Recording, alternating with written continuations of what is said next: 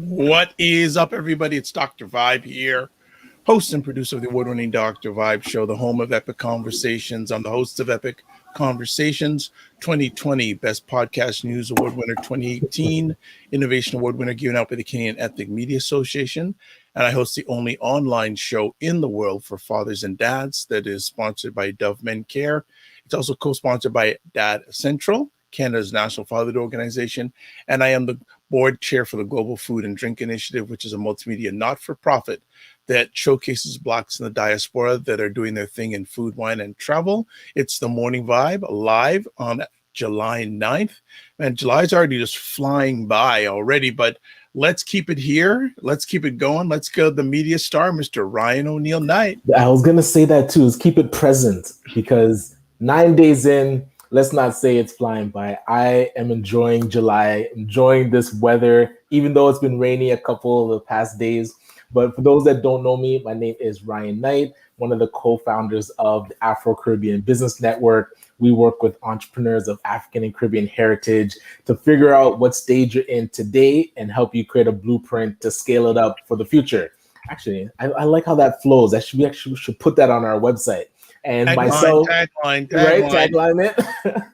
And I also am a business owner. I run the Detailing Nights, a social enterprise that our service is cleaning cars without using water and eco-friendly plant-based products. But our actual impact is we work with youth that come out of detention or are just looking for a summer job to teach them entrepreneurship and use it as a building block for their career. But I hope to inspire them to be entrepreneurs and business owners as well.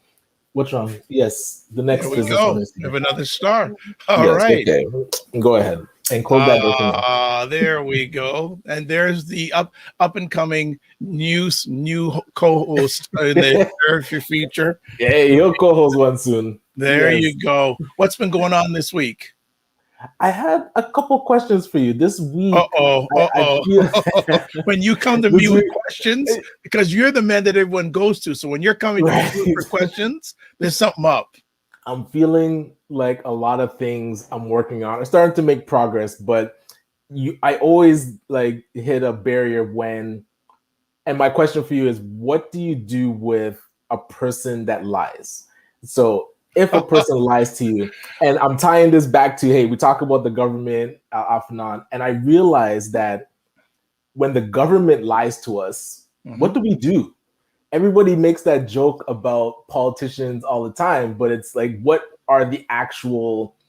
recourse do you have if a person tells you something direct and it's a lie? And the biggest joke people make is like, oh, Bill Clinton saying, yeah, I never slept with that woman. But what really happened after that? Anything that a politician tells us that's not true, we just have to eat it. And it's like, are we good with that? Like, I'm struggling with how they get away with this. I think first of all, depending on the individual, you got to call them on it. Right. First thing you call, and then see what their reaction is and see if it's worth your while to try to continue the relationship. Right? Because and it's interesting, we have a giant coming on in a few moments, but relationships are everything. And if you don't feel like you're being treated fairly, then you have to look and see. This is just me. what energy or what energies do you want to still put to try to continue or uplift the relationship? If you do not feel it's worth your time, because it's the most important thing you have, then you just lay it back. Because you have to call people, like you have to call people. It depends. If you want to call someone on it, you can. If you don't have to. But then you have to say, okay, what energy do I still want to continue to put into this relationship if I'm not being respected?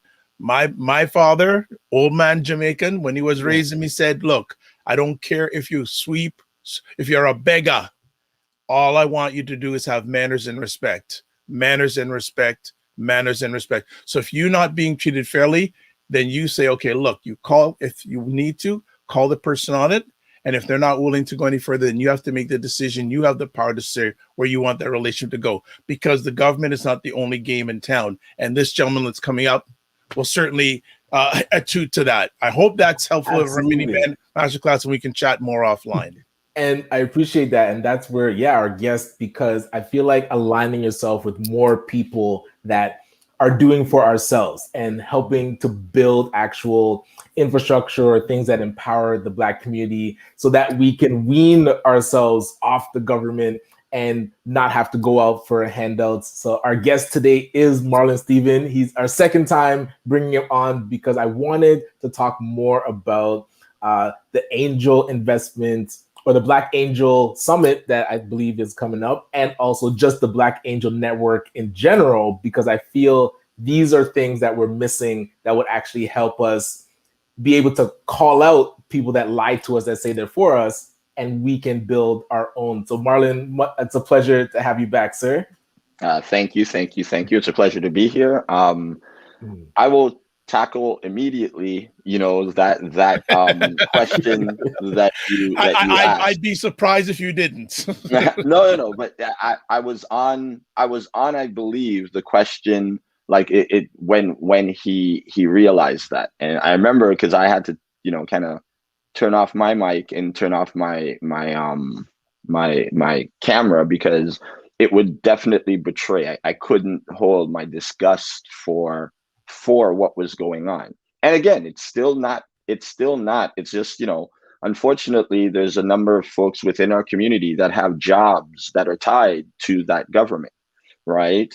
So, he's offered to create a forum where you have both parties there to clarify whether or not. And honestly, until that actually happens, I would still not take whatever they've said to heart. That's just the reality, right?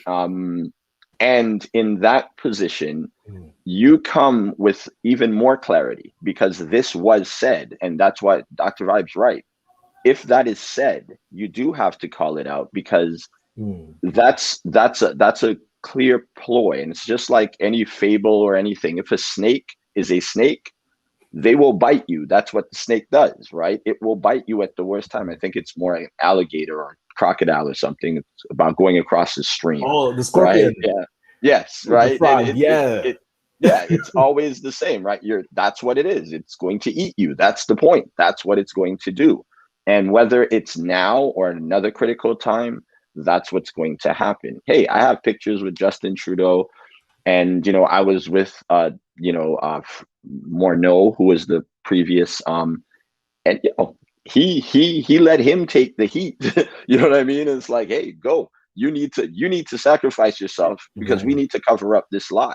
And one of those, like, literally, we became the best megaphone. If you remember last summer, when the Black Entrepreneurs Program was actually announced, it was right in the middle of the We scandal, where $1 billion was given to friends, right? And that was bubbling up. And then George Floyd dies in front of everyone, right?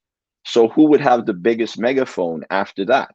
The Black community, right? So give them something, and they will be your staunchest defenders. And they have the mic right now. Everybody forgot about We to a certain extent, particularly the press. And you had to watch people marching in the streets, people saying, hey, our economics are going to be worse off after the pandemic. It got conflated. So who best to go, hey, we're going to be the saviors, right? And do X. when he was when the bureaucrat, the black bureaucrat, was speaking, he was like, hey, we know how this stuff works better than you. Let us look at what you're doing, and then we'll decide whether or not it makes any kind of sense. And of course, I'm sitting there going, yeah, I can't deal with this. Like I've told you, I've been doing the incubation piece, right, for 3 years. Ryan and Chris Beth and his team have been doing it, what, maybe for the last half of the year, and they're doing it better than I have, right? They're doing it way better than I have. I have experience. Yes, I can come into graduations and help there.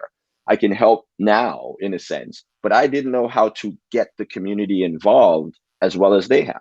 I've already said, look, I want you guys part of the team. I don't, wherever the money comes from, that's what's going to pay. And we're going to focus on, one, paying you what you're worth and growing this thing. But I'm not stupid. I'm going to let people who do what they do best, let them do that.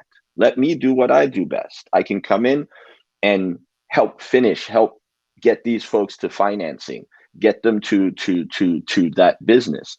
But Ryan and Chris Beth and that team does a much better job of letting people know, hey, come to us, right? They're even geographically located, you know what I mean? Like where they're not supposed to be as successful as they are, right? As I said, I've been doing it for 3 years. Isaac Olawafe has it with down with Dreammaker. Yeah, they have nowhere near the amount of activity that I've seen a youth program, I've seen a bunch of youth graduate, and I've seen, a bunch of other, folks graduate with businesses that no one's even looking at.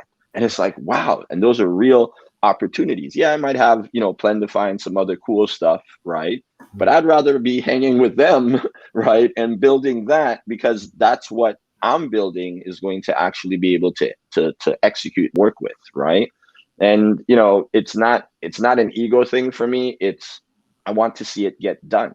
And yeah, that's it. And I'm flabbergasted at the conversation. You don't not have it, because in the case of that and others, it's like 3 million, 4 million, 6 million. That combined, that's $6 million. If startup, we're still a startup. Yes. $6 million that we don't have to give back to anybody and we just have to execute with. That's good. That's a good move, right? There's no equity, there's nothing changed. So yeah, I'll listen to their stupidness for a minute, right? And I'll still just do what we need to do. That's usually the best way to go. Hey, yes, thank you. Now get the hell out of my way and let me do my thing. We'll send you your reports, we'll do whatever, but what's necessary. But that's where I start to wonder, what is that price for silence? Because we're talking like, okay, yeah, we're working and we'll go through the crap. And even Dr. Vibe, you mentioned, is it worth our time to deal with somebody that is disrespecting us or treating us and lying like direct? And now you wonder, and that's why I look back to the past and it's like, how has certain interest groups been treating the Black community? Because I'm only more aware now because they're kind of in the business space, but I'm seeing patterns of what's been happening for the last 50 years. And the gentleman Errol that wrote the manifesto shows all the reports that was done up until now. And nobody has had that type of acceptance, like you mentioned, Marlon, where you actually go to the source that's working on the problem and working on the actual issues. That's where we're missing that piece. And we met and it's like, okay, you're doing X, we're doing Y. It goes together well. How do we just keep working together? But when we talk to the government or we talk to even other organizations in the community that have been around for X amount of years, but haven't been actually doing the work that entrepreneurs need, you would think there'd be more acceptance there to say, okay, who's actually doing it and how do we link up? Instead, it's been the opposite. And I'm wondering, what's your approach when the money could be significant, and does it now silence us? Well, that's why I tend to it's the entrepreneurial mindset. You can spend too much energy with anything, right? like you could be in negotiations with someone and they're just extending it, waiting until you're just in a more vulnerable position. It's sometimes it's math, it's whatever, right? You just have to be cognitive. You cannot be solely reliant on one source, right? This is a great way of ending your business, right? If that So is the true. case, make sure that they're paying something for it. Make sure that they are a partner in some other way, right? I'm involved with other things that I now have to amplify because of my own issues with a government entity that I've been financing something for over a year, right? That they're even put me up on a website saying, hey, I'm collecting money from them, but that's not the case. And it was 6 months before I found out, right? And then when I told them, they just pulled it off. No conversation, no nothing, right? They just pulled it off. And, now it's like the only thing that I understand is that they're preparing a communication for me. All that means is like usually, and this is what I learned from you, right? Again, I've never really dealt with the government to this extent. I do have, you know what I mean? It's usually not one of my funding sources. But so, I learned from you, well, this is modus operandi, right? Usually, right? The entity would go away because all of their money is coming from that source, right? I think they're really perplexed because the first time, wait, this guy's still around a year later? We told him to deal with these. He's doing lawsuits. There's all kinds of stuff going on. We really got to roll. And what they don't know is, okay, now I'm getting reporters involved. One guy, speaking to him on Wednesday was for the first time. He has all the information. And he asked me, he goes, would you mind if I don't make it just about you and I talk about the structural racism? I go, that's the point. For me, right? That's the point. I don't really want it. I loathe so many people that I deal with that just learned about it, including investors. It's like, well, why didn't you say something? Action is needed. And I'm like, they're two separate things, right? My dealing with that's one funding source. If I give all my energy to that, then I'm not doing business. I'm doing the exact same thing that why bother even complain about it then? Right? I don't care if BBPA or all, and I don't call names because yeah, you've been around for 35 and they say they lie to you. It's like they'll tell you it's raining, but they're pissing on you. Right? Sorry, I don't know if that's the best. You know what I mean? It's because it's Right. because That's okay. like one of the things that they said is these organizations have been serving the community for 35 years. No, they've been having parties for 35 years, right? Right. Until very, very recently, right? They're now actually having these business programs. And I would challenge their efficacy. As I said, I've been doing it for 3 years as well. I have a history of doing it, right?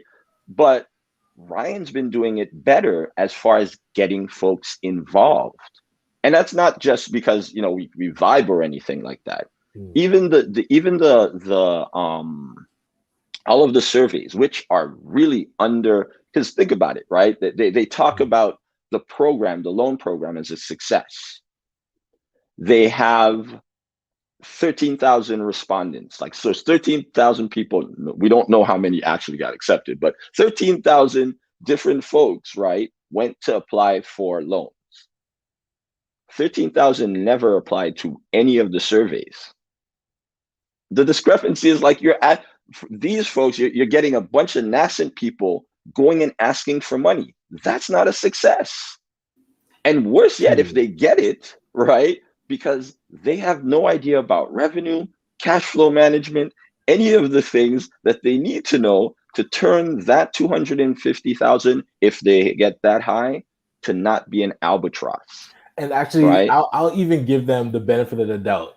I would say let's even by grace 10% are stellar. They business plan on point, cash flow projections on point.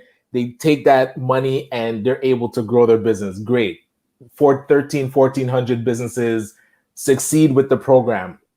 We now have 12,000 other businesses that don't fit that model, that needed additional coaching, needed to understand how to create that business plan properly, understand your budgeting and costing, and go into the market with a proper strategy, all those things that 12,000 by their own numbers, they might, and we're giving them 10% are stellar, over 12,000 need that additional coaching and proper ecosystem.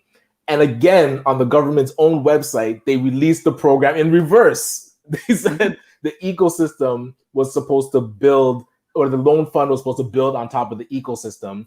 Build the capacity for it should have even been, hey, if you guys are giving us an audience with the banks, we'll tell the banks the way that we want the loan program to be adjudicated. Roll out. Because that would have been better. That would have been the better move. Similar to what they've already done with something like NACO, as I showed you, right? NACO, if you support a company, whether it's from an incubator perspective or even a VC perspective or angels perspective, they recommend, RBC has a facility where they'll do 50,000 credit line off the bat. That's a growth. That's actually helping growth because it's sitting there, and it's not going to impact you until you use it.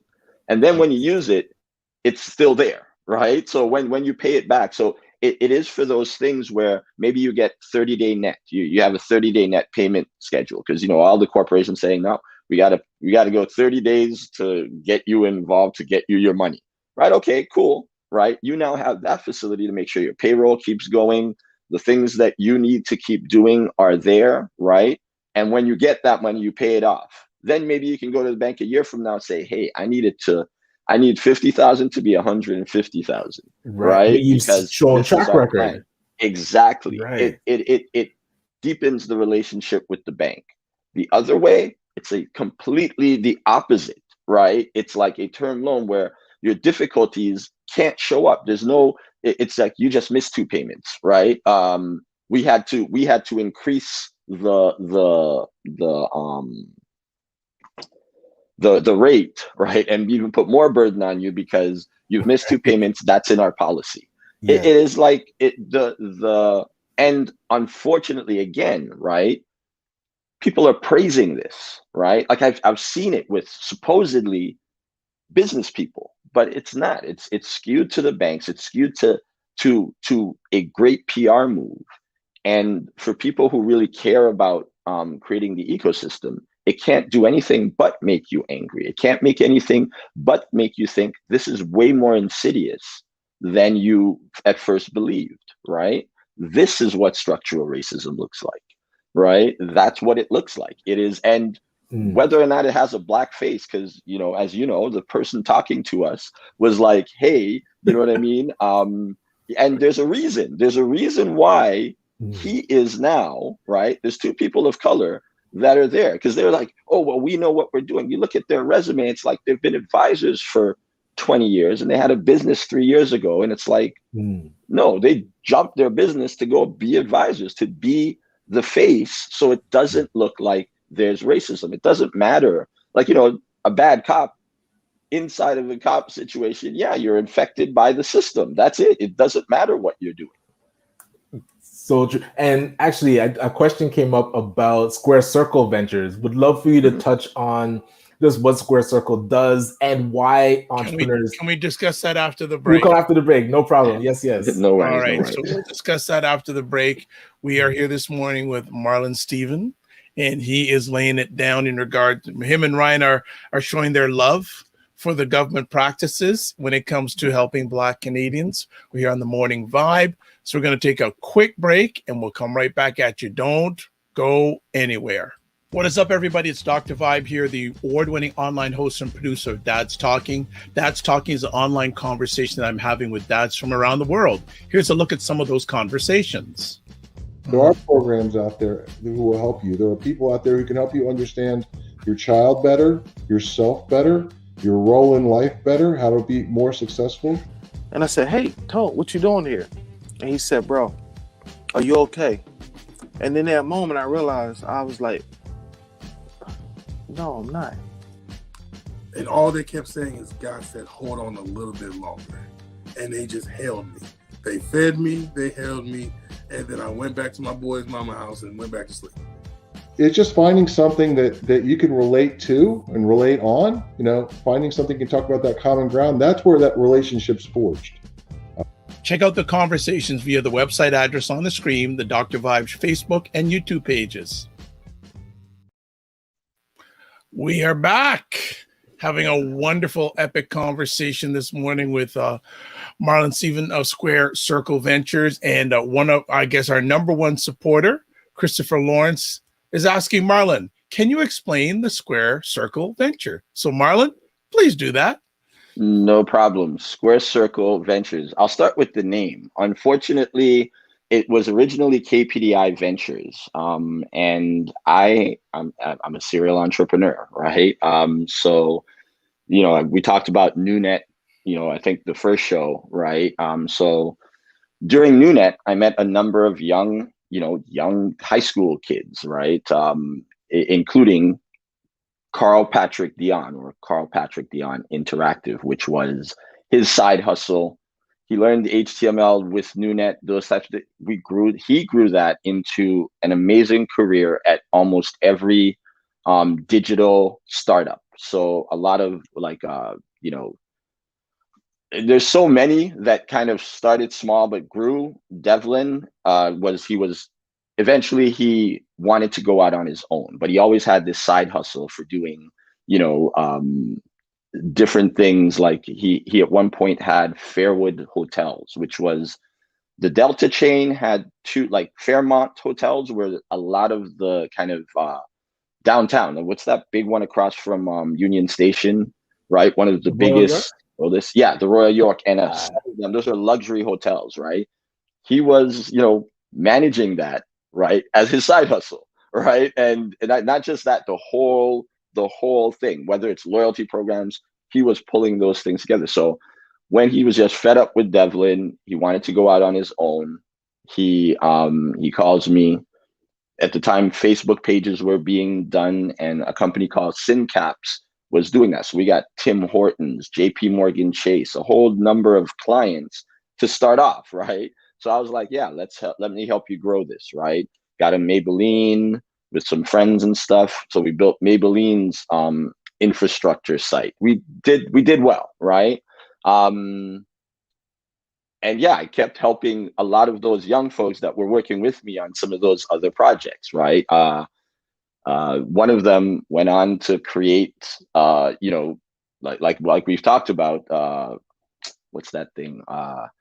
Grand Theft Auto, stuff like that. They worked on those, but their first exposure was with me at one of my companies, right?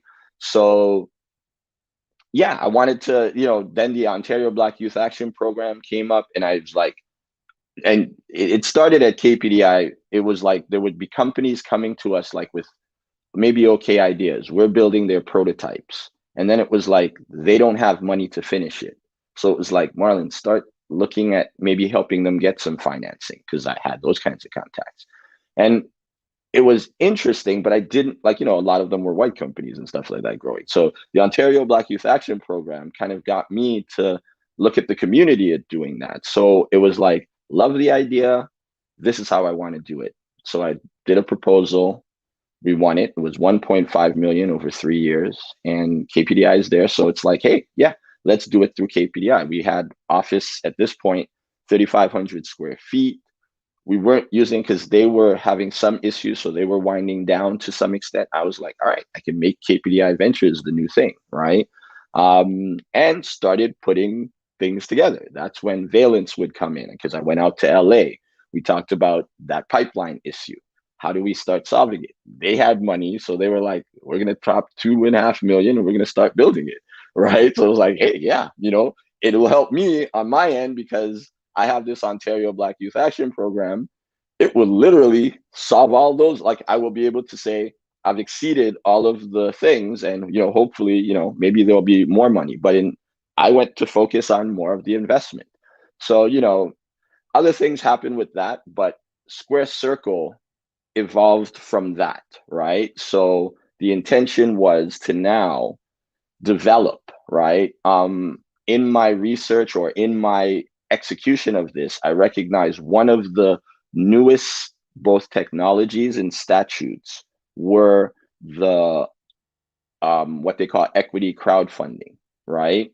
Equity crowdfunding is where it's the only legal way, right, to get like the regular public involved with these types of startups, or even any company that's not listed on any of the public exchanges, right? So pre prospectus companies, right, could develop funding, right, from the public in general, right, through this statute, right? The statute gives you more ability or more flexibility as what they called an exempt market dealer.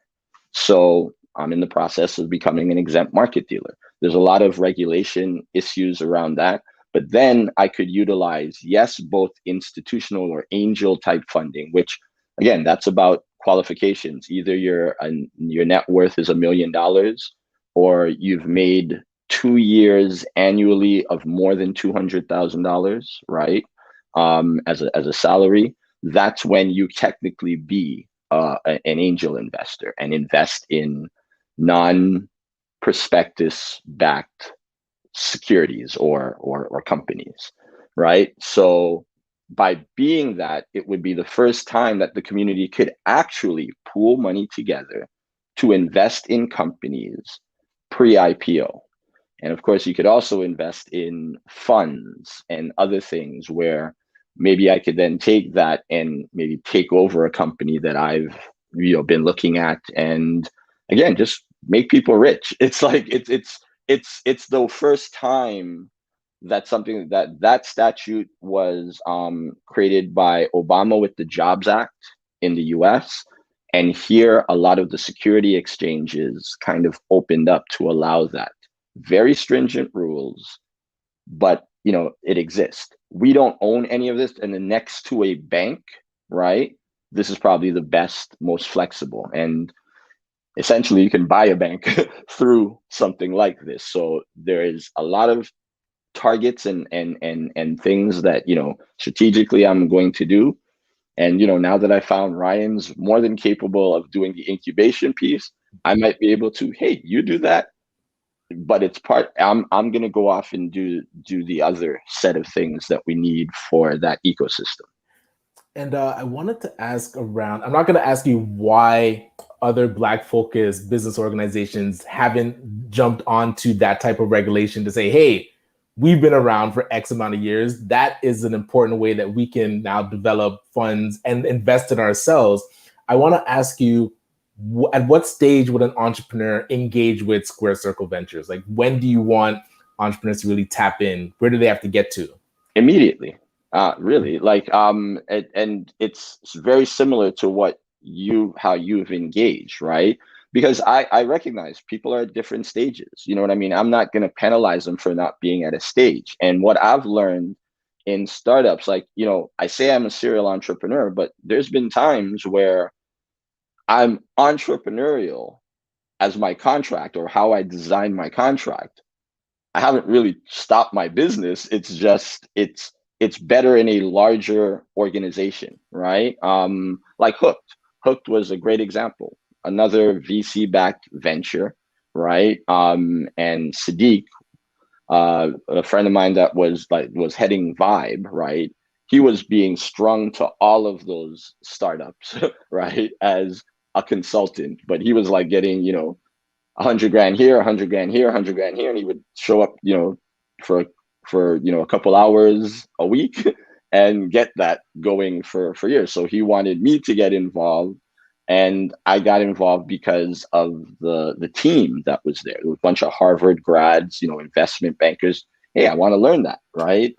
So I joined, and that was my first exposure to this thing. You know what I mean? Unbeknownst to me, at the time, the first one, one of the stipulations for the milestones in the contracts was they can't fire me. I didn't know this, obviously, but they can't fire me because I'm the only one who knows what I'm talking about. That's literally what it came down to, right? So yeah, that made you comfortable, but it also made you realize, hey, sometimes your ideas, by both executing on them, you learn new things, right? And you gain an idea of what is there. Why I think no one has been looking at this is because entrepreneurship is not paint by numbers. It just isn't, right? You try something and then you course correct. Where you course correct, can't tell you till we're going down that journey, right? And most of these guys, or most of the folks currently, they're looking to paint by numbers. Again, on one of Ryan's graduations, one of the students asked me what books, should they be reading, and it was like, wow, that's funny. I usually tell folks, but there's a reason. I'm not going to just tell you unless you ask, right? And it was Eating the Big Fish and Velocity, and those two books are exactly about that idea, right?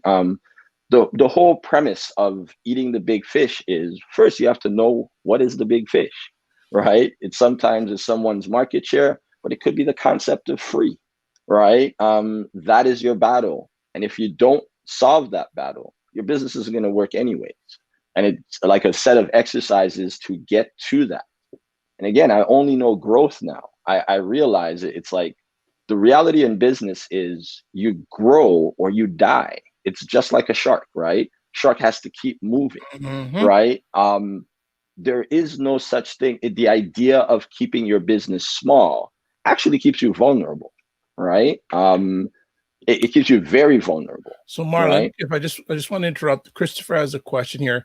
So SCV invests stake in existing businesses for a percentage of ownership. He's asking that question. Yes, in general, but never, like almost not me. Again, part of those sets of rules, and why even in designing SCV, right? That's why I'm kind of recruiting angels first, right? Because angels tend to also have what I call operational expertise, right? They're in that space where, and I want them, right, to one, take a stake in these companies, but maybe offline, because I want all of the online participants, right, to be, regular folks. Angels, by very definition, are usually accredited investors. They can make the investment regardless of the online parameter, right?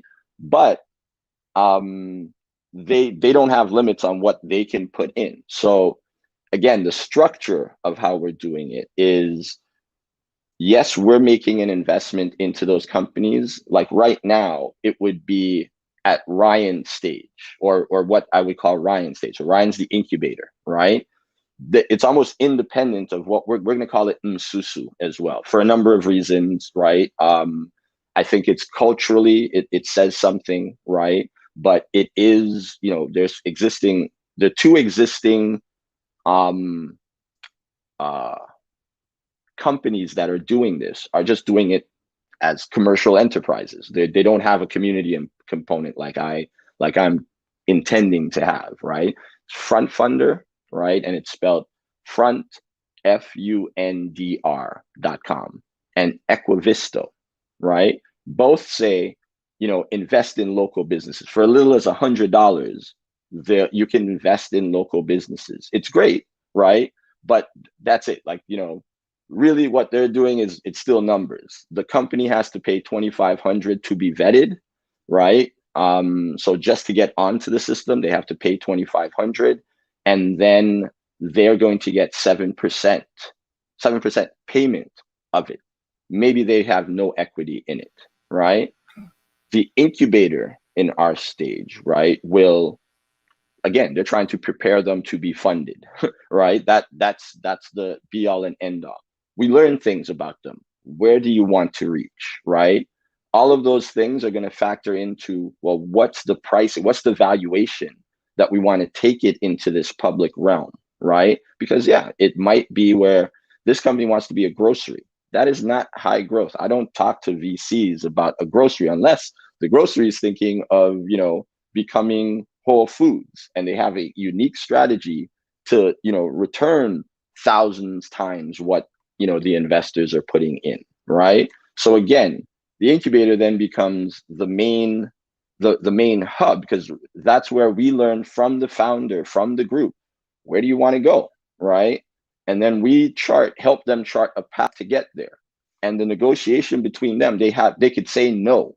This is why I said to Ryan, there is no money in the incubation component, right? So if we're building something, we have to build a cash flow mechanism as well, right? And I don't feel, selling desk space and those types of things are conducive to helping to build that kind of a business, right? So it's like the risk for us is they could say thank you, we're going to go elsewhere and get funding, or we're going to go to the banks or whatever they want to do, and we can't get, there's no contractual obligation at that particular point. We're negotiating that with them.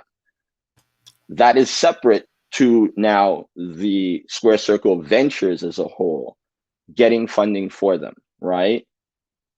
The piece will be in the investment. That's charting our course for how we engage, and I hope I'm not losing anyone. And then the investment is made. I'm not trying to re-enslave folks, because that's honestly what most VCs do as well. We're trying to grow both an ecosystem. There's certain things that we're going to invest in that nobody else cares about, like media, right? We're not waiting for a media company to come to us to start up. We're going to be actively going out and looking for how to integrate media into our ecosystem, right? So we're going to go out and build a media company. And when I say that, we don't necessarily build it. We might tap into something, make it a Canadian division. I have specific things in mind, and I can say it because I don't care if I do it or someone else does it. That's great. But like, there's a company in the US called BNC, Black News Channel, right? There's a number of production companies and finance groups like Macro. They just recently looked at my site, but that's because we have a lot of people in common. But Macro did like Judas and the Black Messiah. That's an old agent from one of the big agencies. He went out on his own, right, and got a ton of money thrown in. He'll do a lot of co-productions with Braun, right, which is one of LeBron James pieces, right? But they own the content, right? Production companies that put the financing, they own the content. So when it runs on the movies and it runs here, right, they still own it to decide, well, does it go on Netflix? Does it go on, well, we might want to have it on something that we own, right? But that's a whole conversation. That's talking to them and saying, hey, past the US, right? There's actually a bigger market out there. Let's see if we can put together a streaming concern that's almost all about, Black culture and, almost all, right? Plus a news piece. Hey, I think that's compelling to buy. A live news piece. That's compelling to buy for $5.99, right? Or something like that. So that's something that I'm actively working on, right? To do, right? Can I just interrupt for a moment? Christopher has another question saying, is your service service exclusive just for startup companies? No, not at all. That's again why, right? Angels tend to be caring about specific things in the community. Like, during the pandemic, I learned of a number of people that wanted to come together to buy, to develop groceries, right? Maybe buy some existing ones and kind of roll them up. I wasn't interested, only because there wasn't a digital strategy, right? And regardless of what, it's like, you're building a business today, you have to have a strategy for today and for growth, right? So yeah, no, I'm not just startups whatsoever, right? But yes, there might be a different relationship with something that already has existing revenue, right? Startups, by their very definition, everything is a projection until you make it real, right? So it might need something specific, right? I just got involved, I don't send much email from it, but I'm quickly becoming a partner in a technology services firm, like a consultant, right? And slowly but surely, there's certain folks that would like to take equity stakes in that, right? Big banks or something like that. It's like they would originally be like, no, and I'm like, no, take it. In fact, this is what will happen if you take it, right?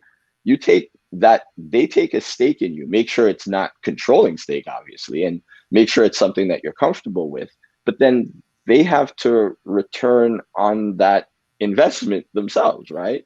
Remember, they have billions they have in to see it services grow. that they're giving out, right? So that puts them into and puts you into a situation where you secured cash flow going forward. Sharing with them is not a problem. You know what I mean? And again, it's sometimes folks getting caught up with ego versus no, this is something that makes sense.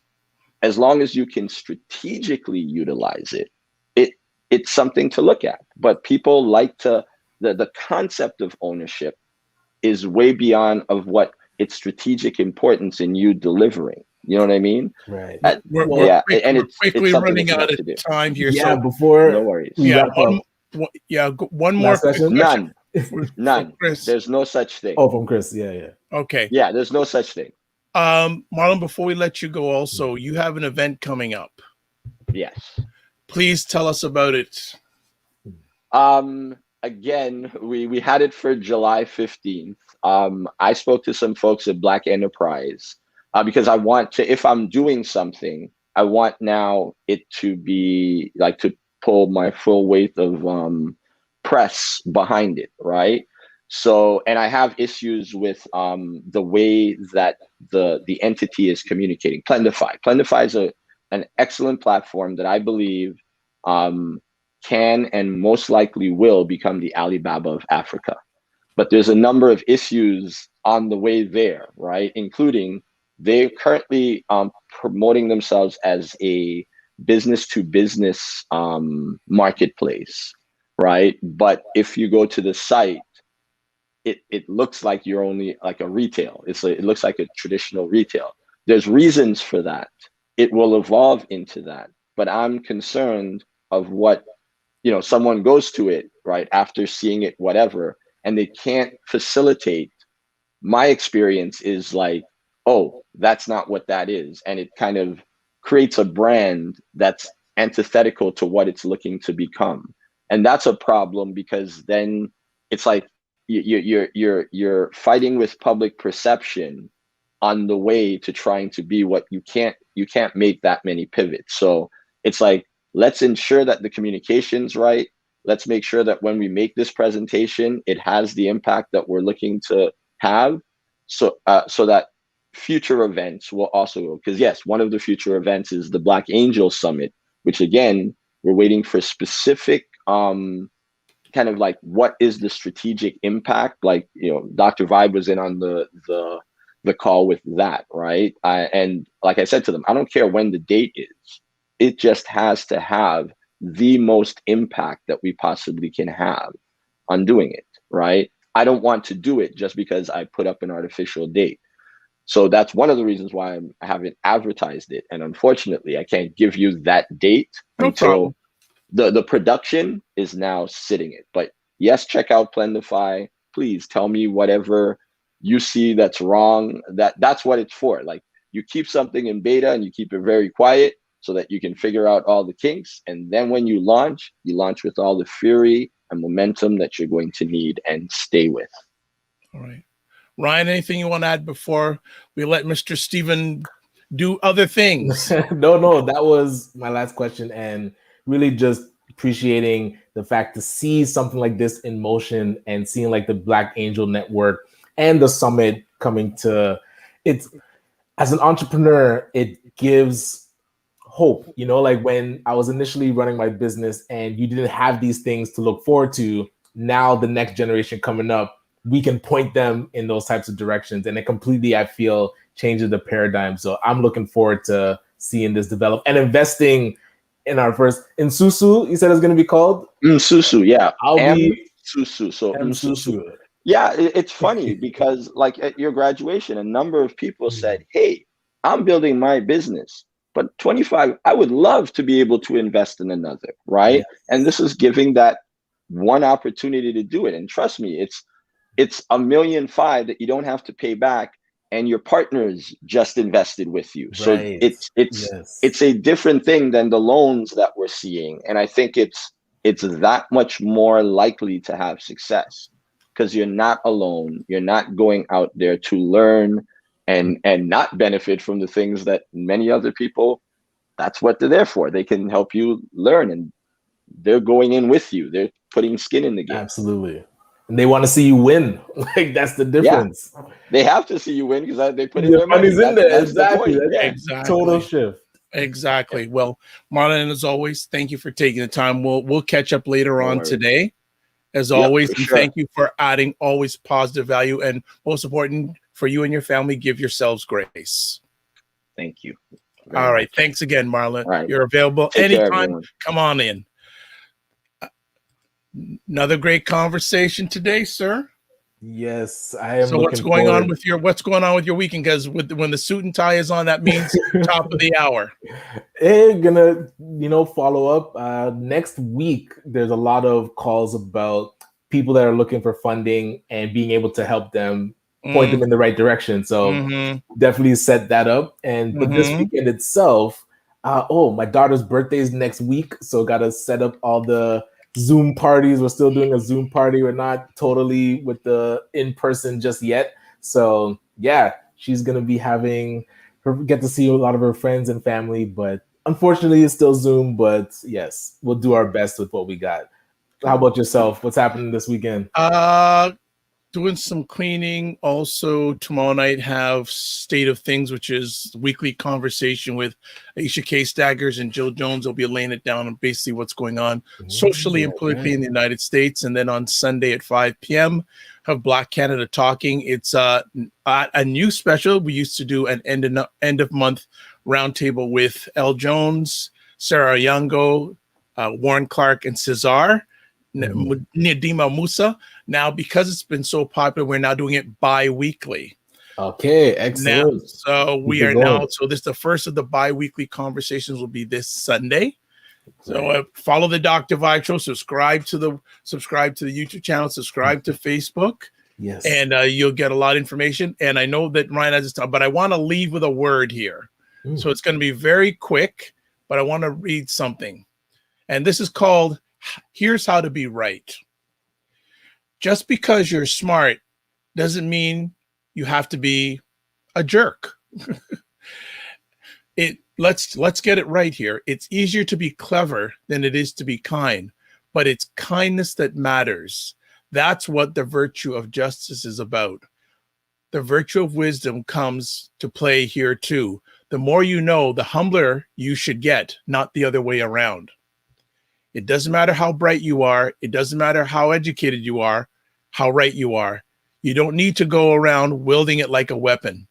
Just make your contribution kindly, unobtrusively. Just do your job. That's solid. Great way to end. So I just wanted to add those words for everybody out there. As always, we are going to be back on Monday. Hope everyone, wherever you're watching this, have a great weekend. Thanks for your continuous support. If you want to advertise on this platform, we're more than happy to hear you out because we're looking for advertisers because we are doing good stuff. And it's a great platform for people to get stuff out there on. So as always, I like to say, live your life as a dream. If you can dream it, you can make it. Sometimes you have to get smaller to get stronger. Block assumptions, then aim bigger, aim better, aim higher, aim wider. Losing my voice here. There we go. It's better. Love, faith, and respect. And remember to give yourselves grace. We will see you on Monday. Be well. Keep the faith.